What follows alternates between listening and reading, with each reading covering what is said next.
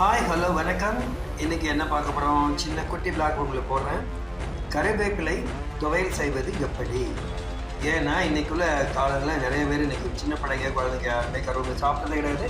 அதனால் இது நீங்கள் இப்படி செஞ்சு கொடுத்தீங்கன்னா உங்களுக்கு சூப்பராக செய்வாங்க, சாப்பிடுவாங்க. அது மட்டும் இல்லாமல் பழைய காலத்தில் பாட்டி தாத்தா வீட்டில் இருக்கிற வீட்டில் கண்டிப்பாக செஞ்சு கொடுப்பாங்க. இன்றைக்குள்ள கால அவசர சூழ்நிலையினால யாரும் இன்றைக்கி செய்கிறதில்ல.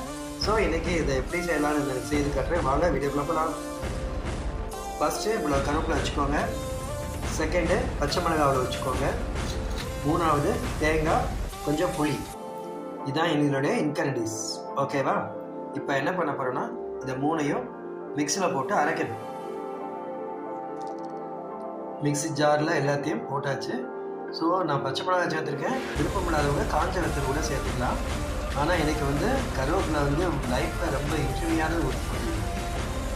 இப்போது மிக்ஸியில் எல்லாத்தையும் அரைச்சாச்சு. சூப்பரான கருவேப்பிலை சட்னி ரெடியாச்சு.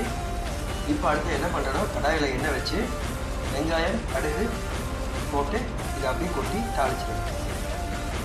எண்ணெய் நல்லா காஞ்சிருச்சு. ஸோ கடுகு போட்டேன். அடுத்து கருவேப்பிலை போட்டாச்சு.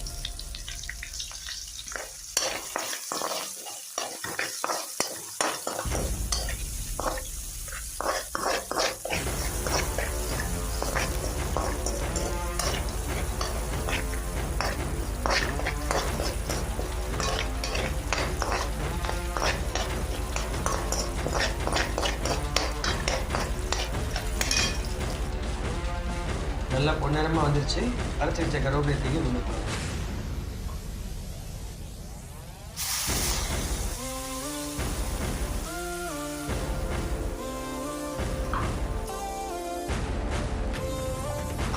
ஹலோ காய்ஸ், அழகான கருவேப்பிலை சட்னி ரெடி ஆயிடுச்சு. இனிமேல் வேறு கண்டெய்னருக்கு நம்ம மாற்றி வச்சிடலாம். அவ்வளோ முடிஞ்சுது. இதை நீங்கள் அழகாக தயிர் சாதம் வச்சு சாப்பிட்டுக்கலாம். தொட்டுக்கிட இல்லை தோசைக்கு இட்லிக்கு வச்சு சாப்பிட்லாம். எதுக்கு சாப்பிட்டாலும் செமையாக சூப்பராக இருக்கும்.